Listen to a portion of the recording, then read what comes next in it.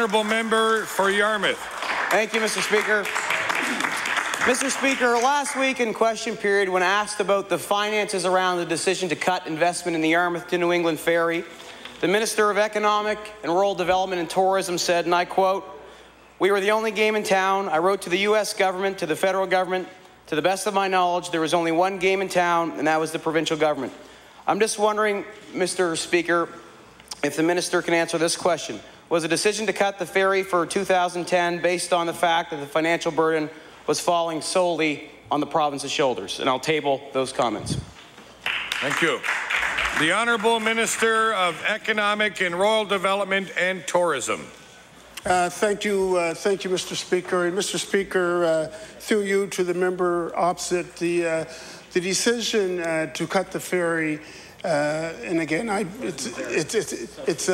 this is a reiteration that the Bay Ferries wanted us to continue with the subsidy of the ferry service. We made a decision, we meaning Cabinet, made a decision based on the business case that was in front of us, Mr. Speaker. Mr. Speaker, without a doubt, yes, were we in contact, and did we contact other jurisdictions that we thought might be interested? Absolutely, Mr. Speaker. Mr. Speaker, when, again, I've said time and time again, it was a tough decision. It was based on a business case. The Honourable Member for Yarmouth on your first supplementary. Mr. Speaker, I asked if the decision to cut the ferry was based on the financial burden falling solely on the province. When I brought up a offer that was put forward by the municipalities last week, the minister said, "I would also say that this funding coming from municipalities, I don't know where that's at because I've never heard of it."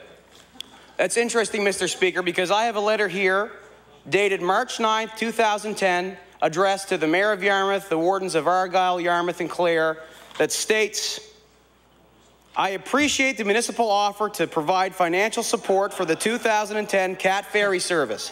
Unfortunately, we believe it is now necessary to engage in substantive discussion on how to best proceed without the CAT. Signed sincerely, the Minister of Economic and Rural Development."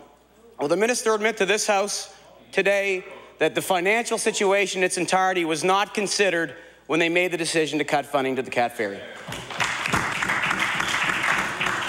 The Honourable Minister of Economic and Rural Development and Tourism. Thank you, Mr. Speaker. Mr. Speaker, we had never received a proposal with figures in it concerning the subsidy. Mr. Speaker, we can be here for weeks going back and forth. He said, they said, we said. Mr. Speaker, the bottom line is a decision was made based on the business case. Decision that was made by Cabinet, and we thought long and hard about it, Mr. Speaker.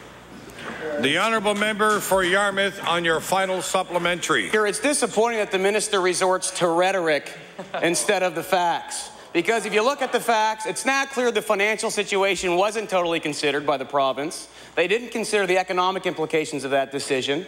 And my question to the minister is, all we want him to do is admit that they made a mistake and help our community move forward with getting a ferry service. So my question to the minister is, will he admit that they made a mistake, that they didn't consider all the facts when they made a decision, and work immediately to address this issue and help Yarmouth secure a ferry service for 2012? Nice question. The Honourable Minister of Economic and Rural Development and Tourism.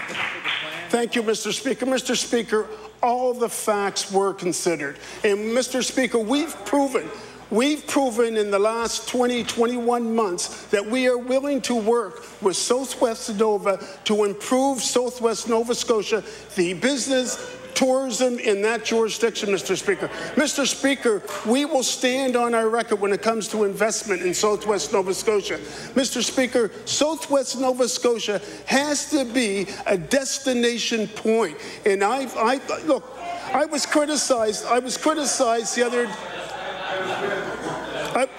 I was criticized, Mr. Speaker, for saying let's concentrate on the positives. Mr. Speaker, Southwest Nova Scotia has a lot to offer. Let's put that out there.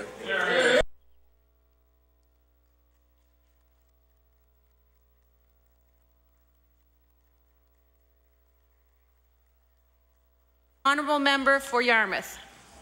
Thank you, Mr. Speaker. Madam Speaker. My apologies, Madam Speaker. You don't need to look at me like that. I'm sorry. Madam Speaker, I beg leave to table a petition on behalf of the residents across Nova Scotia.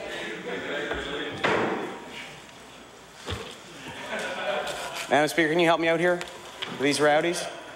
I beg leave to table a petition on behalf of the residents across Nova Scotia, including residents from Yarmouth, Yarmouth County, Digby County, Annapolis County, Shelburne County, Queens County, Kings County, Lunenburg County, as well as the HRM.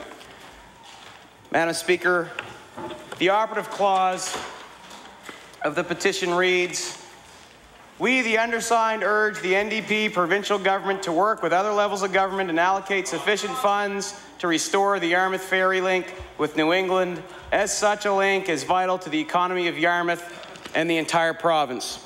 Madam Speaker, there are 1,206 names on this petition. I and my colleagues from the Liberal caucus have affixed our signatures in support. The Speaker of the Nova Scotia House of Assembly grants permission to record the televised proceedings of the legislature for use in schools and for other purposes, such as private study, research, review, or newspaper summary. Television and radio broadcasters may make use of recorded excerpts of the televised proceedings in their news or public affairs programs for the purposes of fair and accurate reports of proceedings. Program material may not be used for political party advertising, election campaigns, or any other politically partisan activity. Any other commercial use or rebroadcast of these televised proceedings requires the express written approval of the Speaker.